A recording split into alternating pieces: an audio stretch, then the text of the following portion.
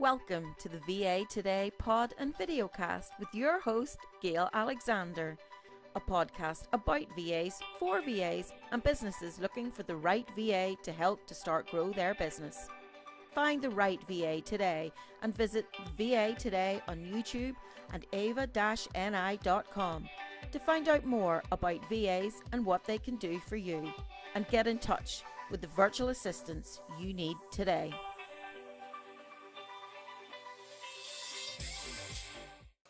Hi everyone, and welcome to the VA Today with me, Gail Alexander. And today I'm joined with Jo Munro from the VA Handbook Limited. And also she describes herself as providing services and training kick-ass VAs.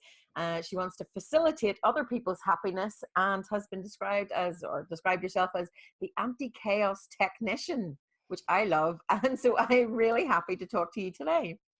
Hi, thank you for inviting me on. Thank you. Yeah. You're very welcome. So just to start, I know your background is quite varied, and it took a while before you decided that the VA industry was the right place for you to be.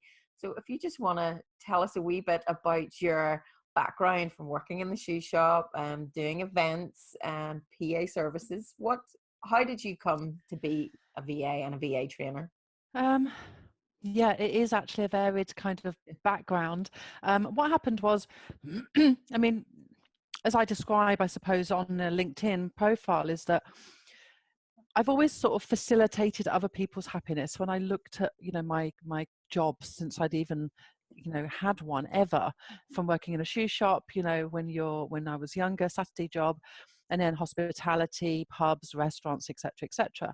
And I realized that what I did a lot was facilitating things, making things happen for other people in some way, some sort of service. And I think that's probably quite common for women in general as well. We're sort of, especially if you're a certain age, you're kind of pushed into certain careers with the opportunities that are open to you. And, women kind of like to help, whether that's natural or whether that's sort of society has pushed us into a helping role, who knows.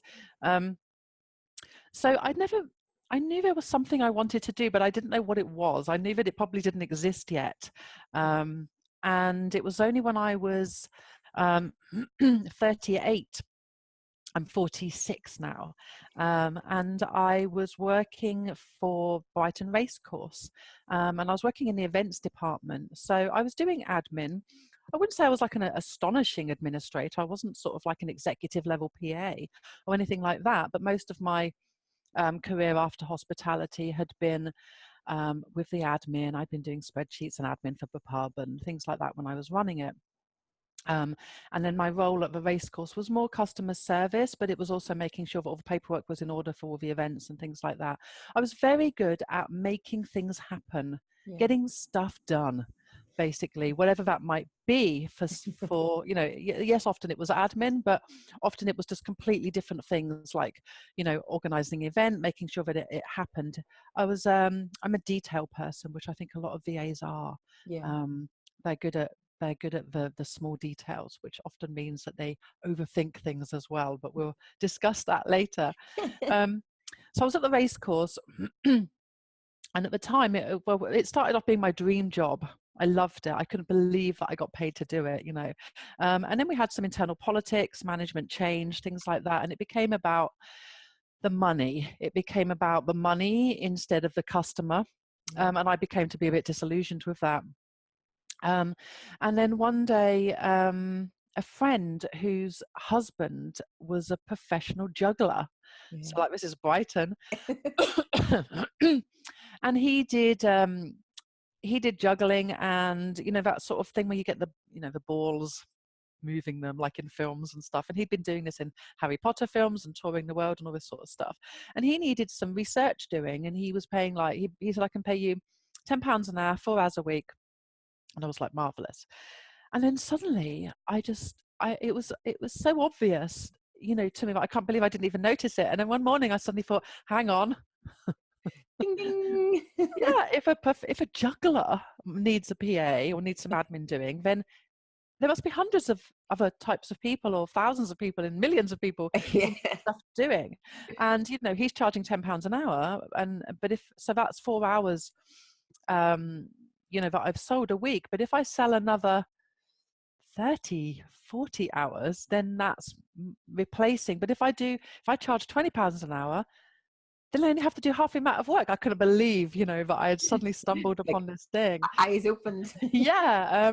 So I sort of Googled, I did a bit of research, discovered that there was a thing called a VA. But actually that's almost where it stopped, because I don't like to do things the same way as everybody else does. Good way to be. Good way to be. And I looked at all these VA websites and I thought, they are boring. They're really kind of stuffy and old-fashioned, and I don't want to be. That's not me. I'm not an old-fashioned kind of girl. I'm not a traditional PA. I can get stuff done for people, and I discovered really that people the stuff they need doing wasn't really rocket science.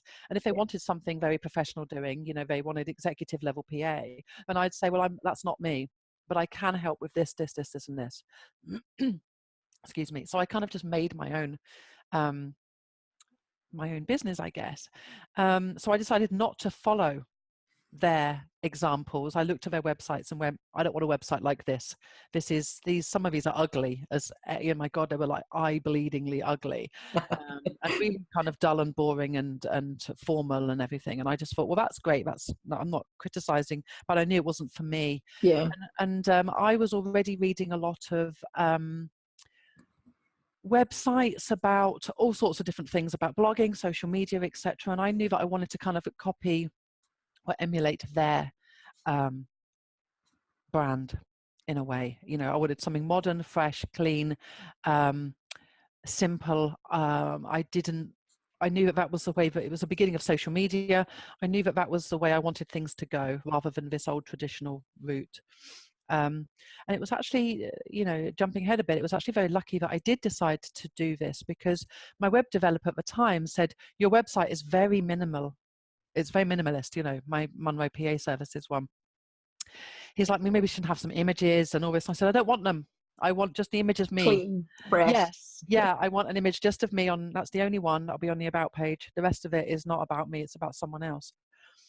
And actually it's really good that I did decide to not take his advice and to say, no, I want to do this. It may not be what you're used to.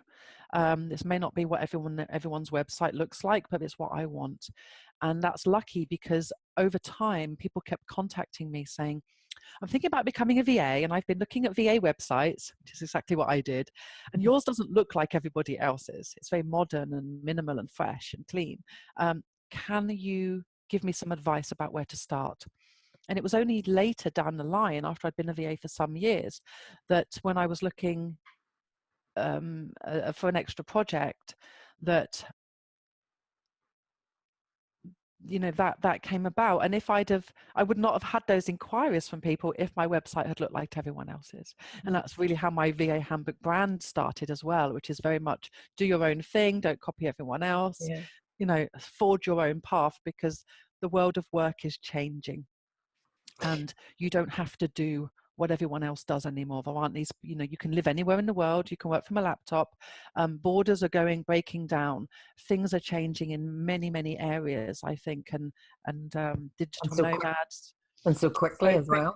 Yeah, and I think that it's important to be a pioneer in that area if you can be, and bring in the money. As long as you're bringing in the money, then do and you can do the work. Yeah, and you can pay the rent and you can do the work. And there's no reason why you can't work part-time as a VA and part-time as a job. To do have two different businesses if you want. There's no rules. You can do whatever you like. And I think that people find that hard to get their head around at first. So that's really how it started. A friend at the same time, the friend who recommended, whose husband was the juggler. The juggler. Yeah, she lent me a book called The Success Principles by Jack Canfield. It was The Success Principles, how to get from where you are to where you want to be. And I looked at it and just thought, I'm not a self-help kind of gal at all. And I was like, and a lot of it is very cheesy. It's quite American. But I read it, and within a week I had set my business up. I had phoned HMRC. What do I do? Where do I go from here? What do I do? And called them and asked these questions. And I had a business within a week and a name, and I was rolling. And it was that book. It was an amazing book, actually. I lent it to a friend who had a shop, and within a month she had a second shop. Wow, that's Yeah, incredible. it's really good. So Yeah. that makes a really good point. It's like never close your mind to anything. You were saying, oh, this is a really cheesy book, oh, it's very American. But when you actually start reading it and keep your mind open, you go, actually, no, I can take something from this. And you don't know what's going to change your path. Like, as you say, the juggler, something that's quite unusual. But Yes. and if somebody like that needs a juggler, as you say, there's bound to be so many, many, many more people. Exactly. And like I say, I then saw that this thing called virtual assistants was there. But when I looked at all the resources and all the training courses and everything, I thought, no, this isn't for me, this route. But I know that I can do this work, but I don't want to do it like this model, like the traditional model that seems to be set up already. Yeah. I want to do something. There's nothing wrong with that, but that's not me.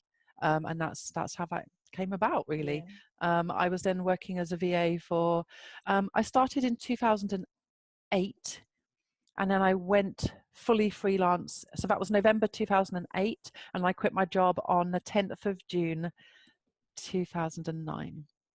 That's when my boss called me in and said, we know that you're doing this thing, we're not sure about it. I said it's not contravening anything in my contract, etc.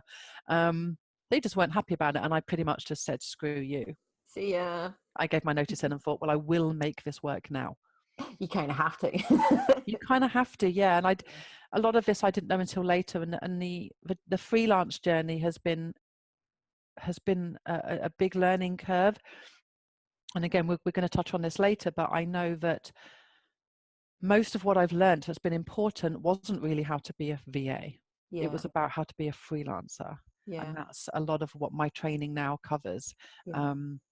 Because people kind of know how to be a VA. It's the same job as they've always done in their office. It's a different mindset working for yourself. So it's taking those tools that you've done and those skills and those experiences that you've had for a very long time, which is something businesses need to realize, that VAs are very skilled, but it's the business, setting up the business and being that pioneering entrepreneur and basically getting your big girl pants on and going, right, taking the dive, and I'm going to do this.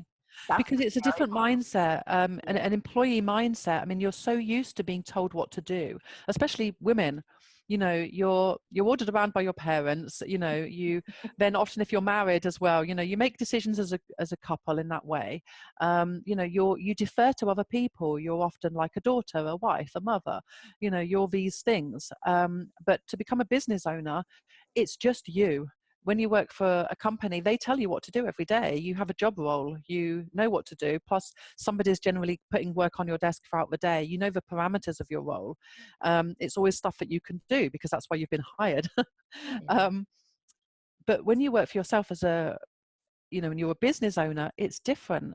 And they're actually completely different skill sets. And that's often a problem. That's what I help with the most.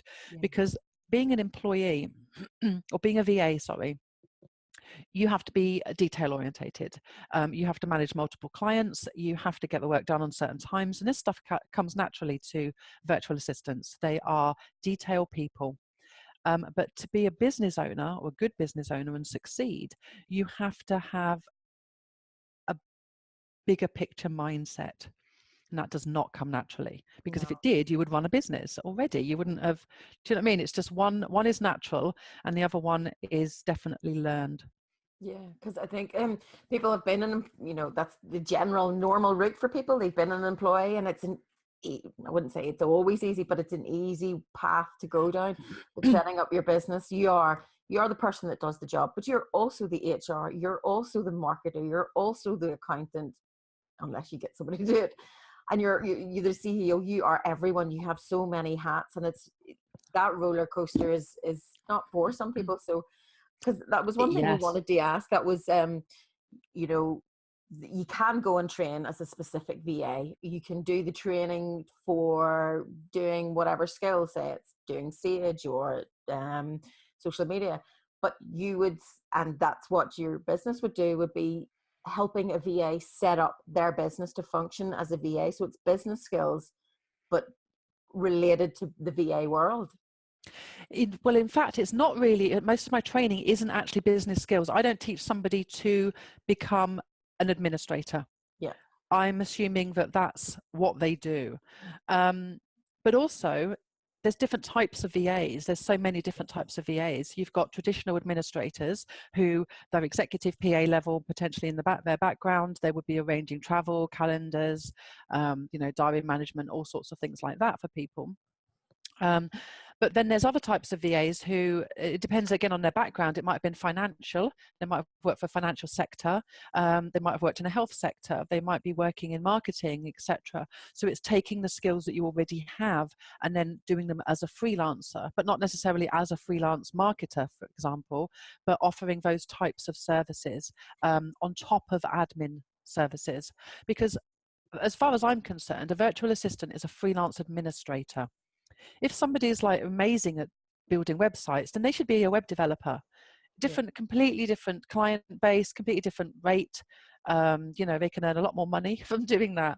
But a virtual assistant really is an administrator. And even though they'll often be doing things like social media, there are virtual assistants who do not do any of that. Yeah. It's not interesting to them. They don't do it. We don't need to do it. People often, my group, they'll say, well, I don't know how to do social media, so I can't be a VA. And I'm like, well, don't then. Like, people need plumbers, but you're not going to train to be a plumber. People need all sorts of things doing, but you can't do everything. So do what you do already in a freelance way for people, because everyone and their mother is offering social media, but most of them haven't actually got a clue what they're doing. And that's, it's actually quite dangerous. The social media thing is especially really kind of bothers me, that people think it's okay to suddenly be running somebody's social media and they're putting all these things online that are going to be there forever. And people have lost jobs, contracts, all sorts of things because of what they've put on social media years ago. And if somebody else did that for you, had posted it, the negative impact on your business and your brand could be massive. What happens a lot, I think, is that companies will ask a VA to do the social media and expect them to be a social media manager or strategist as well, and consultant.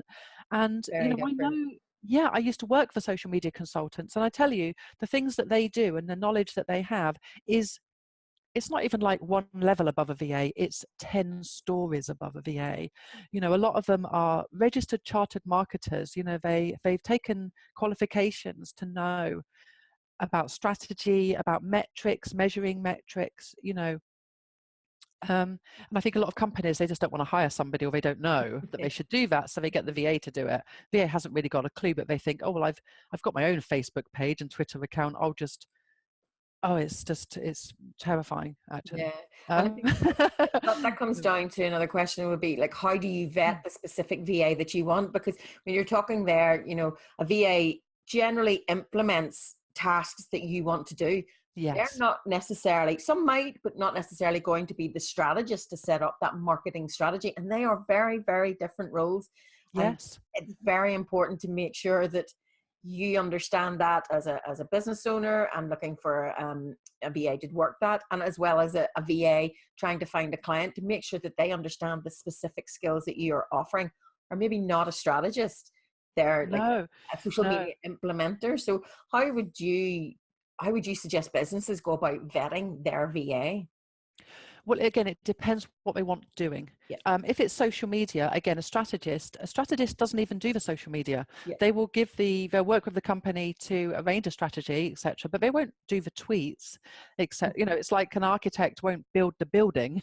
Yeah. He's not chippy, get somebody else in to do that stuff. So often, actually, sometimes if somebody's working with a strategist, they'll recommend a virtual assistant who has social media knowledge and they know is good at what they do. But yes, a virtual assistant should really be implementing what the client wants.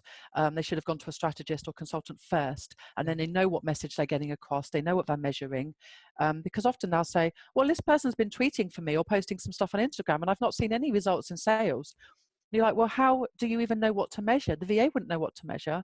And if they came from a marketing background, why would they bother being a VA at 25, 30 pounds an hour when they could be a consultant at way more than that? Yeah. Do you know what I mean? So it's hiring the right person for the job.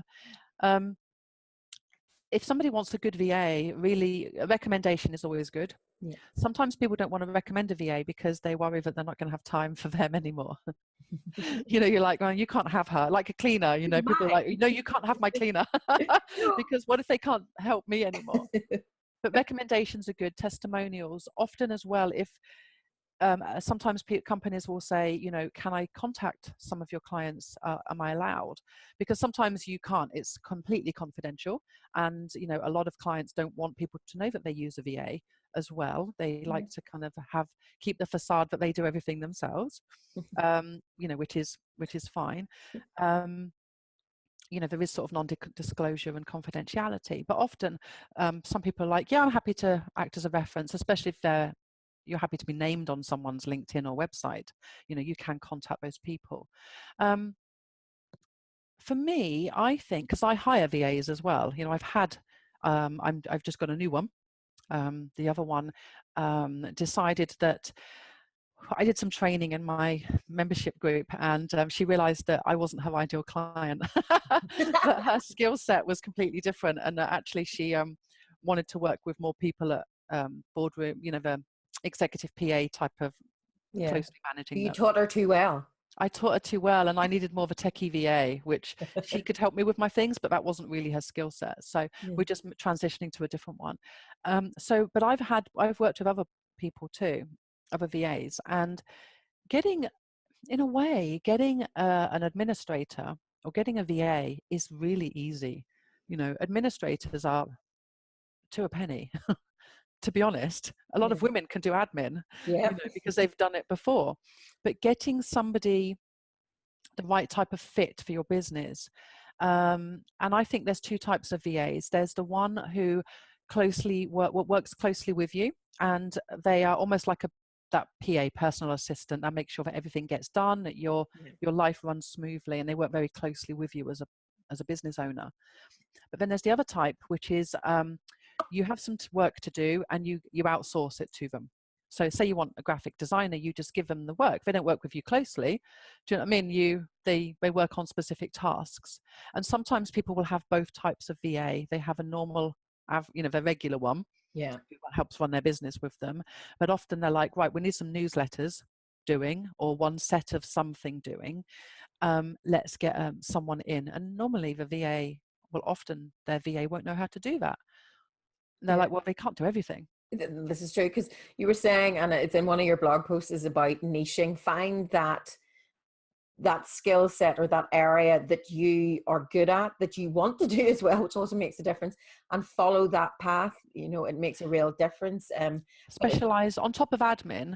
Definitely, you know, you're still the administrator, but for example, for me, I was more of a techie VA, so I would know how to do social media, set it all up, do some training even, because I keep on top of it and I would use it continuously. So I was always making sure that I knew what was going on with it and using it, you know, as well extensively. But also I knew how to set up lead pages. I knew how to do blogs and SEO, website stuff, but to only a certain level. Newsletters, autoresponders, but also from across different types of platforms.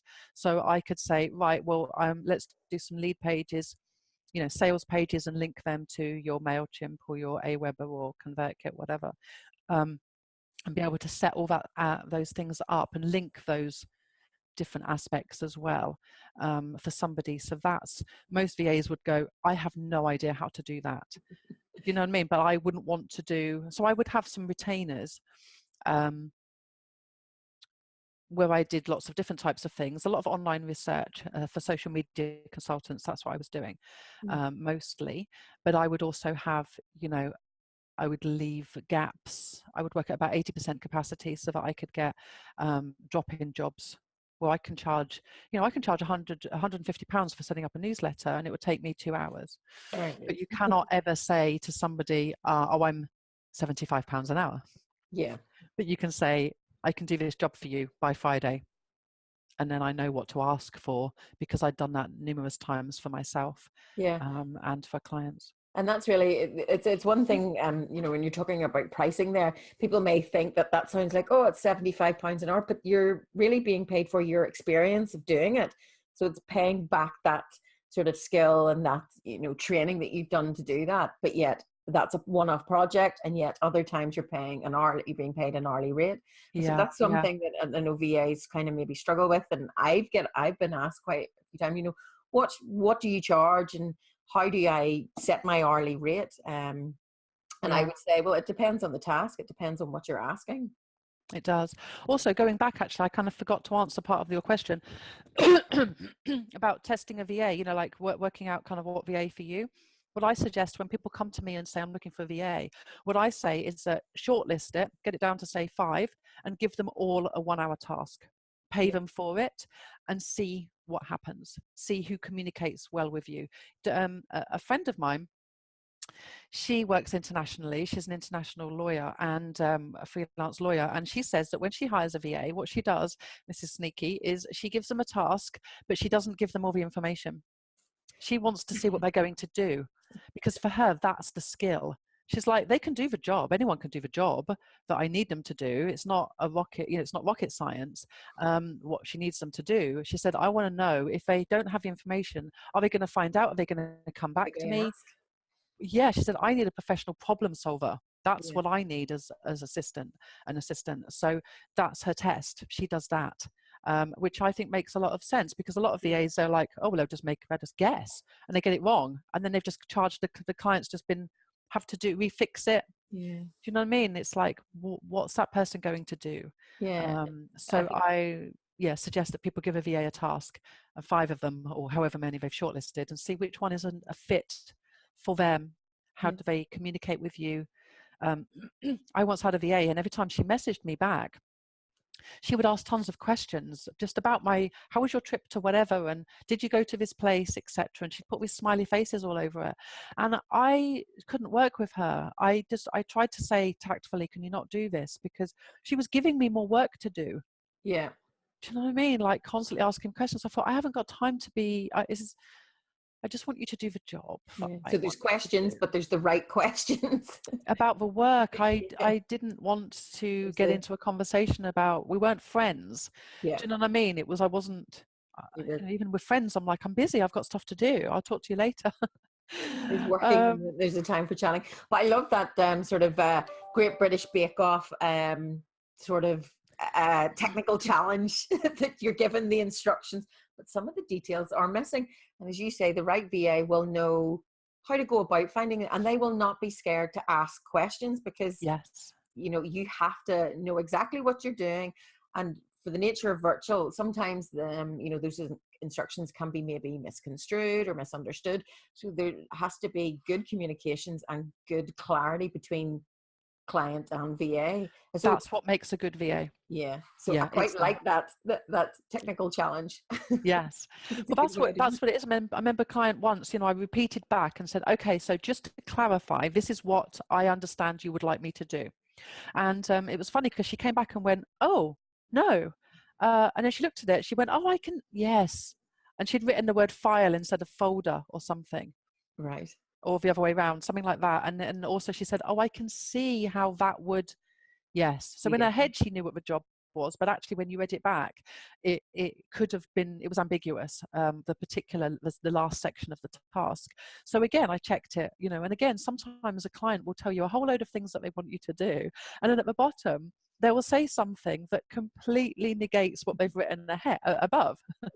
So I've got a test as well, which is called, like, would you make a good VA?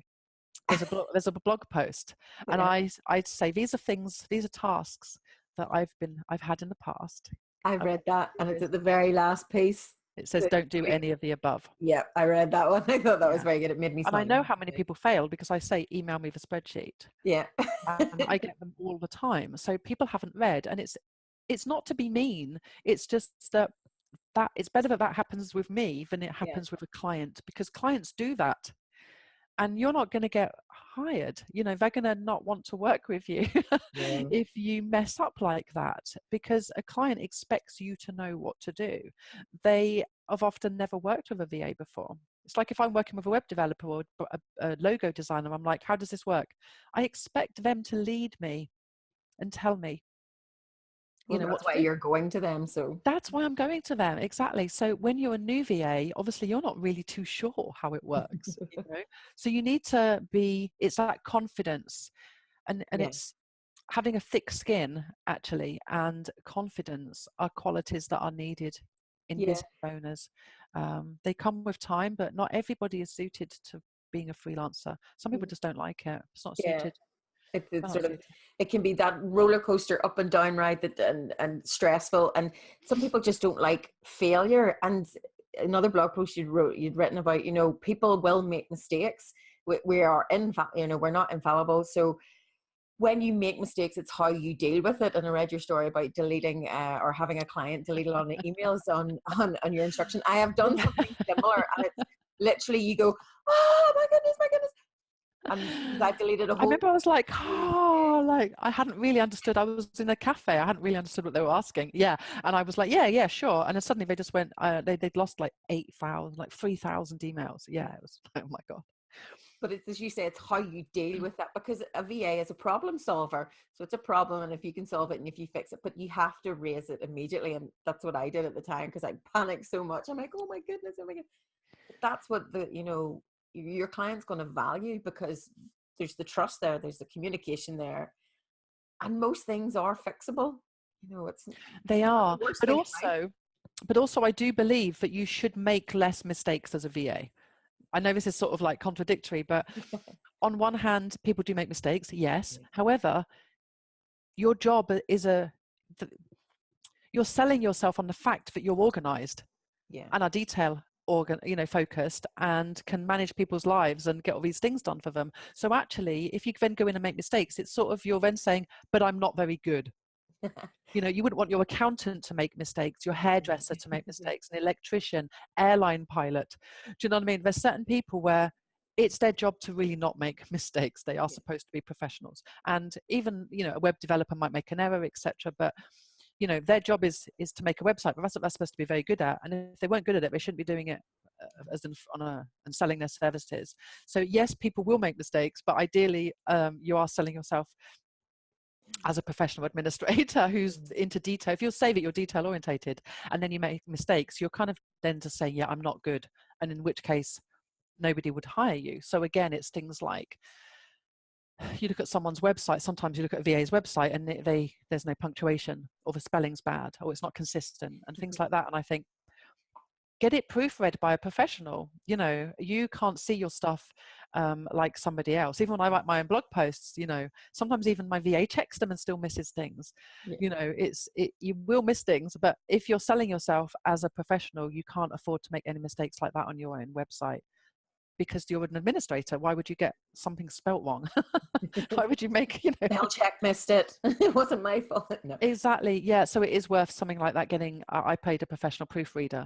And also it's really important not to get somebody who isn't interested in your line of work, because they'll read it. They just start reading the blog post or whatever. Do you know what I mean? They're interested in the subject, but if they're a professional proofreader, they don't care. The details. They're looking at the words. Yeah. Not what it's telling them. Yeah. So we were talking about your own history and how you became a VA and how you like to facilitate people's happiness, but you're also a very detailed orientated person. So you run your sort of VA training on how to be a kick-ass VA. So how does the VA Handbook work?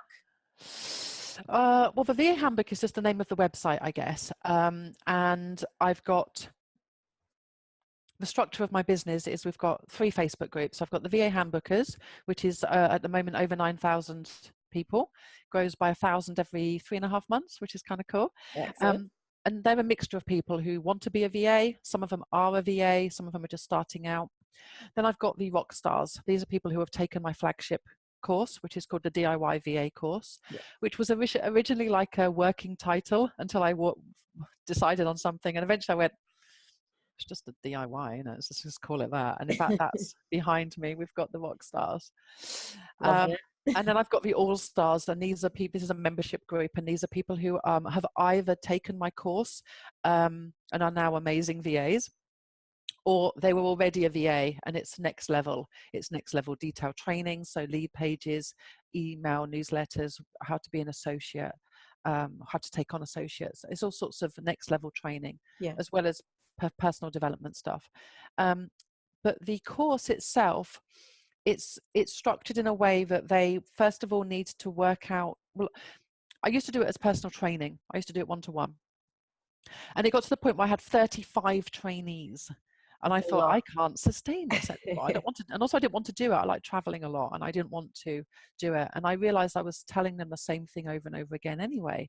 So I thought, well, if I can put this in down and do it in a way that they can do it themselves, then I could take myself out of the equation.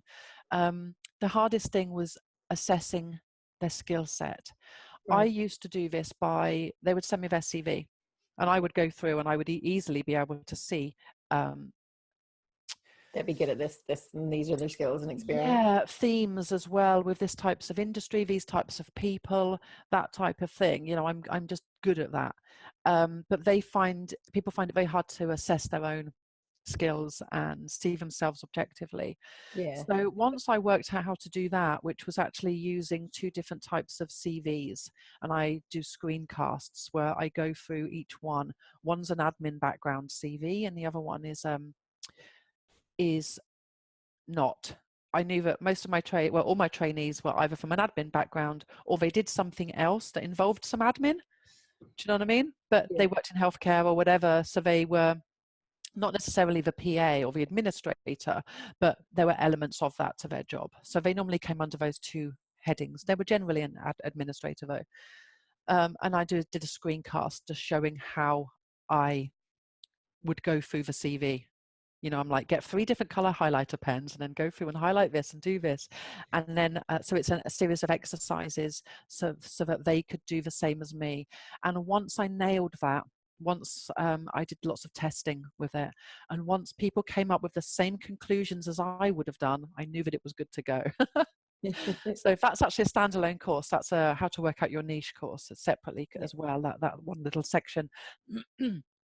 And that's quite difficult for people to sometimes, they might like something, they might be good at something, but they might hate it, and it's working out, because if you're going to do this job, you really want to be able to enjoy doing it. Otherwise, it's just going to become a chore, and then you're not going to function. Why leave your job? Yeah. Nobody leaves their job to do something that they don't like. Yeah. But it might be as well that they work out there's some stuff that they like and that they want to do, but it might not be financially viable. It might not be a viable niche, or, they might just not, it just might not work. So it's about kind of like working out from the ground up what they want their business to look like as well. How do they want to be managing their time, their day? What commitments have they got? Because your business changes over time. It will continuously change, and people try to get it perfect before they launch. It's never going to happen.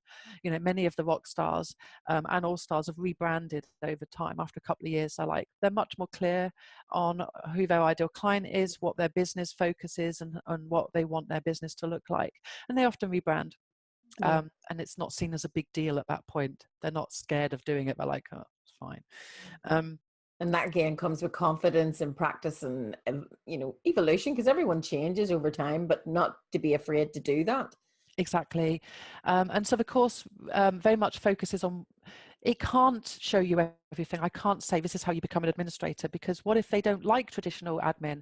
What if they want to do something else? They're a bit more of a techie VA, but also the opposite, and depends on what country they're in. And, so it's very much about giving them the resources to do that. My job isn't to make them an administrator, it's to make them a business owner.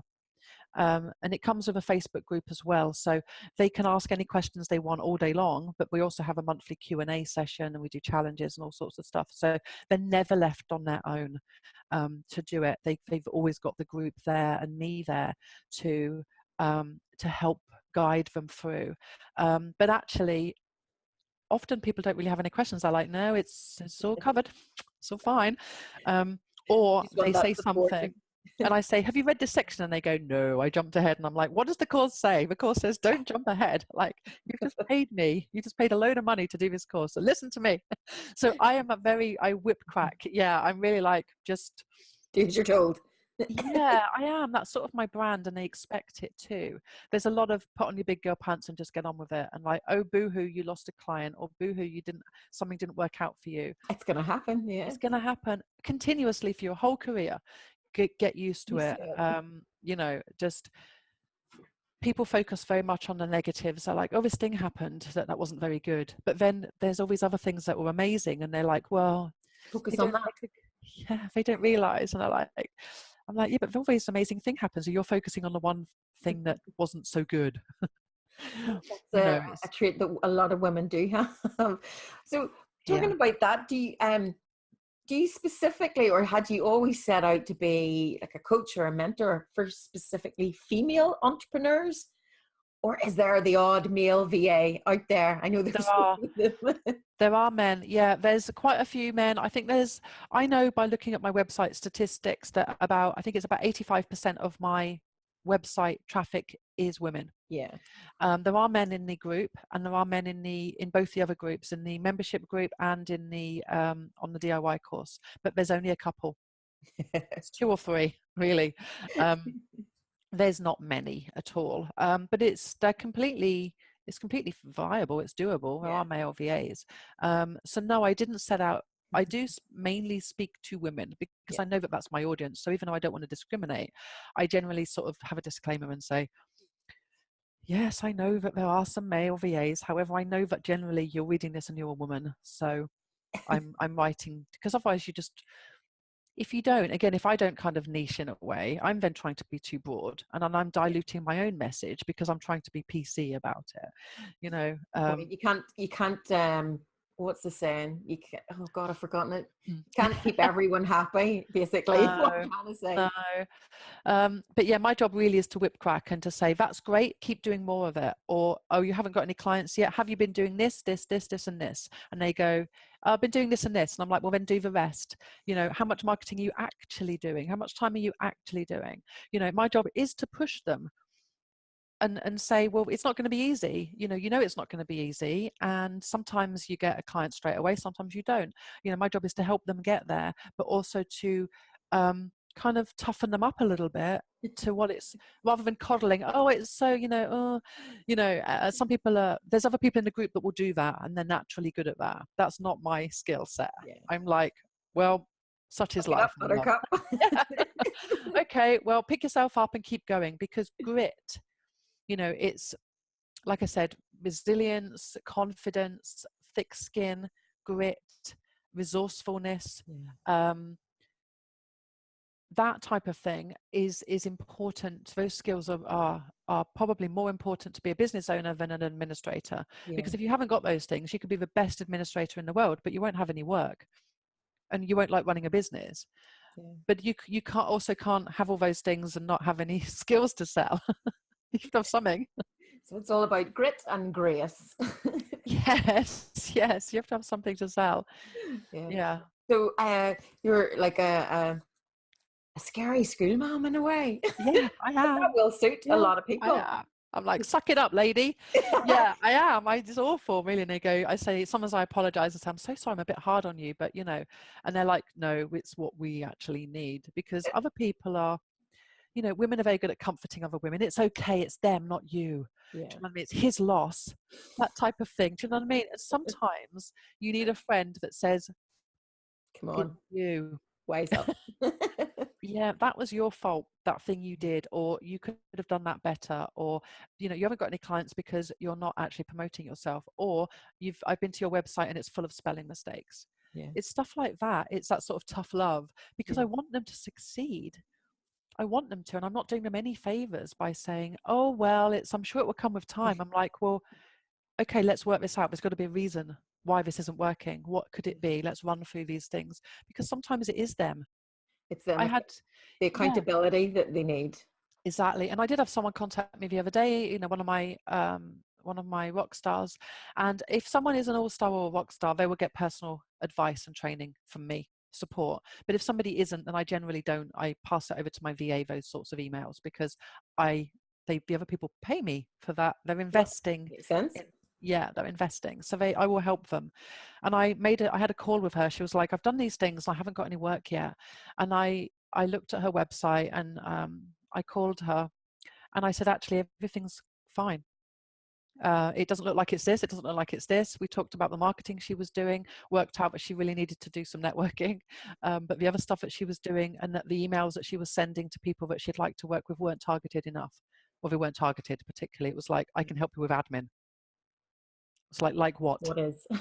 Yeah, I want, you've got to woo that person. What are you actually going to help them with?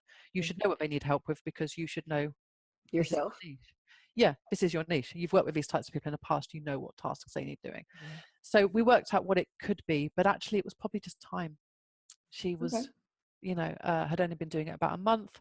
Sometimes it happens straight away. Sometimes it doesn't. So, but for her to know that it wasn't, to run through the sort of checklist, because sometimes I've had people contact me and I've gone, your website's not very good. To put it politely. Yeah, it doesn't look, I don't know what's going on. I don't know what you do for a living. I don't know how much you charge. There's no testimonials. You've done the course, go back and redo this section. You haven't read it properly. Yeah. Okay, don't go look at my website. Because there's usually a reason. It might be that they're plugging away at a niche, and it's like, well, that niche might not be viable, my lovely. Or it might be that you need to look sideways into the niche, rather than going, I want to work with healthcare professionals. It's like, well, if they might not need a VA, well, how about people that used to work alongside the healthcare industry, who sell to the healthcare industry, things like that. Think around it. Who consult, who would come in and pay, who would come in on a day rate. Those people are what you should maybe be looking at next. But don't stop marketing to everybody, your local area, etc., etc. Sort of slightly think outside the box a little and realize that the skills are transferable from industry to industry, or complementary industries. Yes, and look at it because that often people think the niche is an industry, but it might not be. The niche could actually be the types of tasks that you're doing. It's like sometimes you might be that you particularly like doing travel arrangements. So you go, well, who else would need international speakers? Who travels? So to think around it, to really think laterally. And again, that's a skill.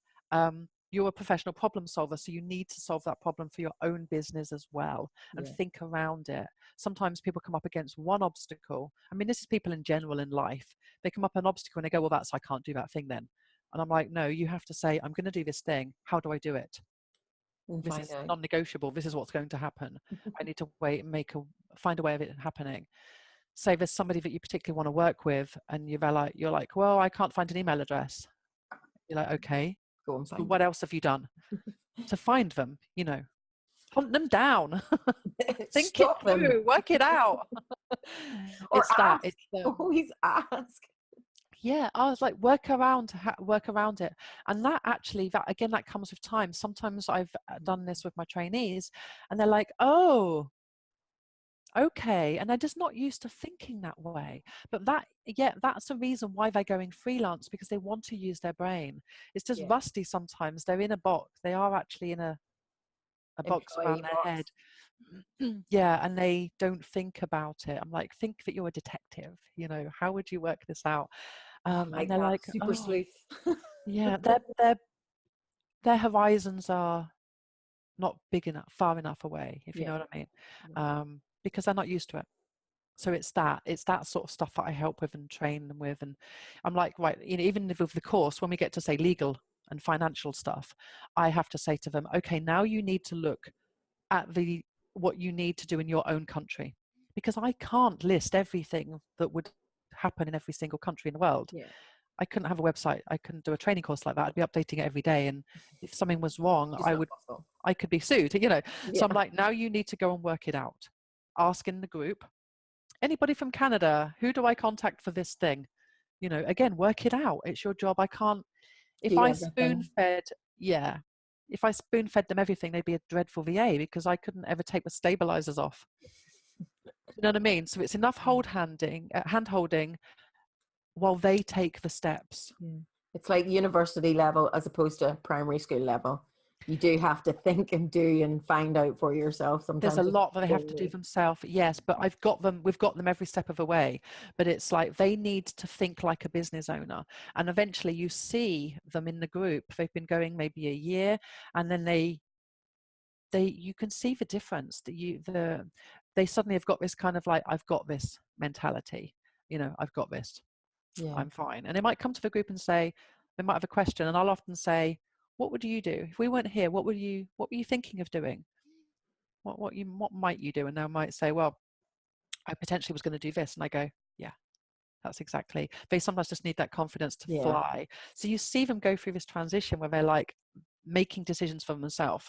And then eventually they normally become all-stars, where they're completely different attitude, different mindset, completely. Client won't pay you a new price. They're like, well, I'll get a new client then. Clients messing me about. Again, to do that, yeah. Yeah, they're like, this client's going. I'm going to replace this client because I don't like working with them.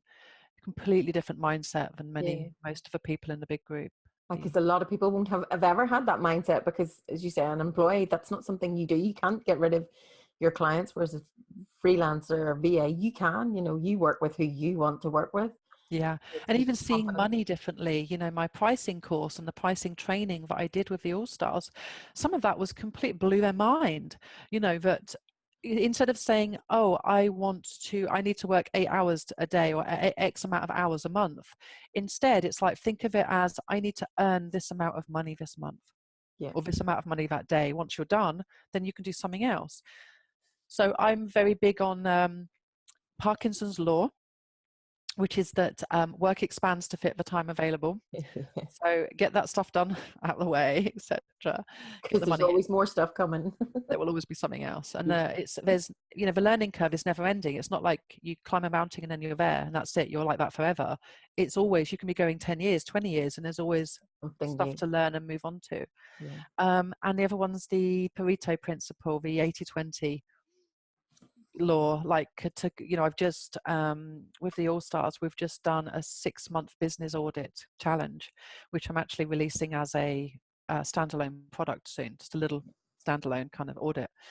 And it's again to assess where your client's coming from, which clients bring in the most money, what marketing is working for you, what tasks are bringing in the most money, which tasks do you like most.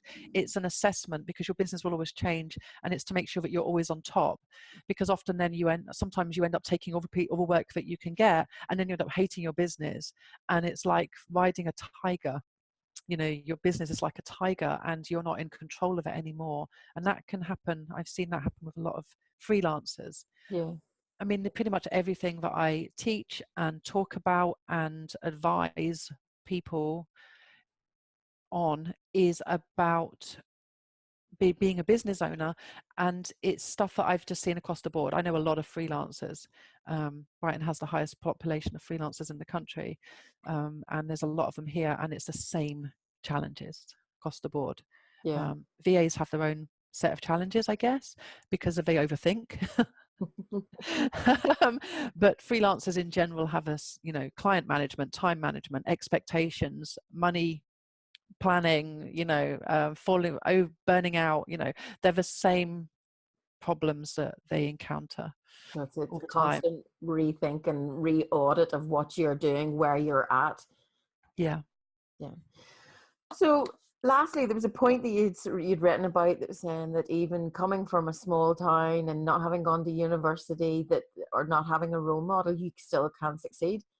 But you're a role model yourself. You're a role model to women. You're a role model to VAs. So for being in that position, do you have any sort of lasting piece of advice for virtual assistants and freelancers, not just VAs, but any sort of advice that you wish you had known when you were starting out? Just to throw that at you. No, I don't like to think of myself as a role model. Well, you are a bit, I suppose. I find that kind of quite awkward, I suppose. But yeah, I didn't have any. I suppose just like it's good to be around people that can do things. Yeah. My mindset changed very much when I set up my own business. When I started to that book, particularly, Yeah. I did a blog post on it, and there's a bit in it where he says you're the sum of the 5 people you spend the most time with, and that could be people online or in real life. And if you're around people that constantly say, well, that would never work, well, there's no point in even trying, negative people who never do anything, you will never do anything either. And so it's important to be around people who are succeeding, who are confident, who are a step ahead of you, I guess. I think they Yeah. help and push you along, and it's not that they're necessarily going to be negative, but they will help you get over that hurdle that you may have in your business or in your life or whatever, but they will still be there with the positive thoughts and making you realize, yeah, I can do this. Yes, If I because just most people have the opposite. And also, there's again something that I said once in one of my blog posts where I said, I said, you're asking the wrong people. People go, well, I showed this logo to my mum, or my mum says, oh, isn't that expensive? You're £30 an hour. And I think, we don't, my God, they're not going to do. your mum is not your target audience. Yes, that sounds a lot of money to your mum because, inflation. And also, people take their dogs to puppy training and it's like £50 for the hour. Do you know what I mean? It's just, so it's The right audience. yeah, a plumber, if a plumber might come to your house, this is another example I use, he might come to your house and do a service on the boiler.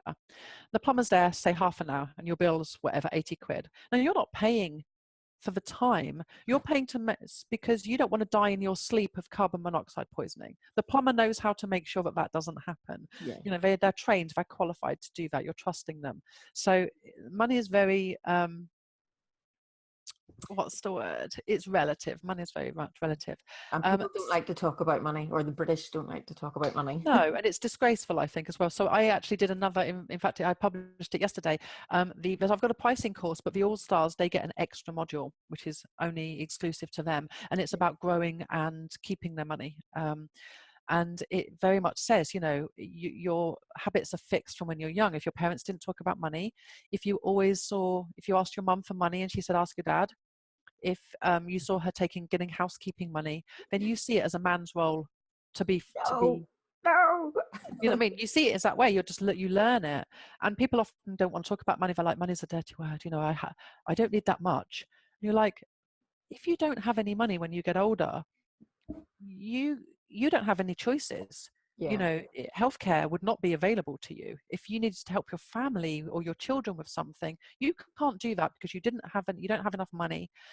You won't have a good life. I think I read something like, even with a pension pot of like £620,000, that only brings in not under £9,000 a year income, which you can't live on. Yeah, and that's a big amount to save.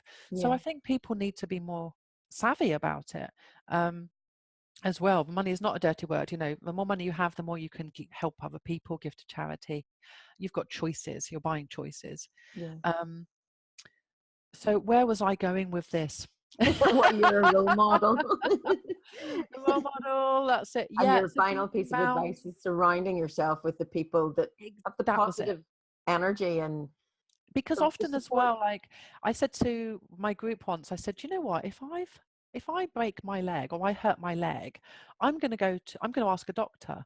I'm not going to ask you, why? If my car breaks down, I'm going to ask a mechanic. I'm not going to ask you. People are asking the wrong people. It's like, be around they ask other VAs a question sometimes, or they'll ask somebody that doesn't know what they're doing, an auntie. And I'm like, does your auntie run a business? Because if she doesn't know. She's not the right person to talk to. Yeah. And I often say as well, imagine that you're a female lawyer.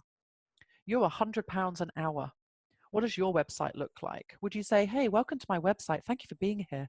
No, you would not. You would never apologize for your rate. You would charge for everything. You would charge for they're like, well, I talk to a client for an hour every week. Should I charge?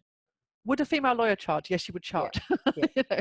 So it's, Charge for everything. she would charge for everything. So it's, yeah, looking at the right types of people, following the right types of people, being around them, successful business owners, being in those types of groups.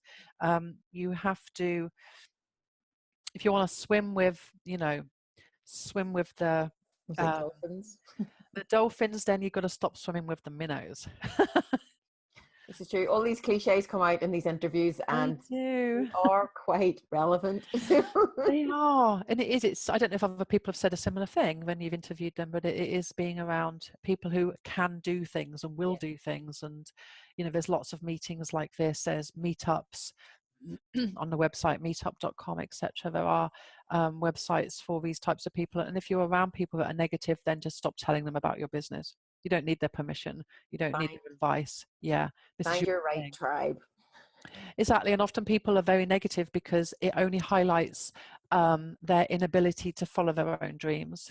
They've often are older and they're like, they didn't do the thing they wanted to do, and they didn't. So they're all like, well, most businesses fail and that's a lot of money. And, they come up with all these negative things and they think they're helping, but actually they should be saying, well, I've got some stuff I can send you because a lot of businesses fail and we don't want that to happen to you. Do you know what I mean? Like, why do they fail? So in which case, let's look at how we can mitigate that happening. If it's a mindset thing, if it's because they didn't plan, let's help you plan.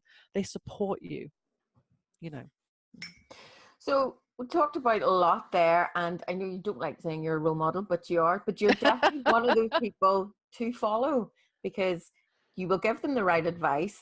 You will kick them up the backside when they need it, which is something I need, and you will push them to do what they really need to do. And if they're stuck, well, there's always that advice. So I really thank you for joining me today to give us so much advice and an insight into your world and how to become a VA. It was a pleasure. Thank you very much. Thank you.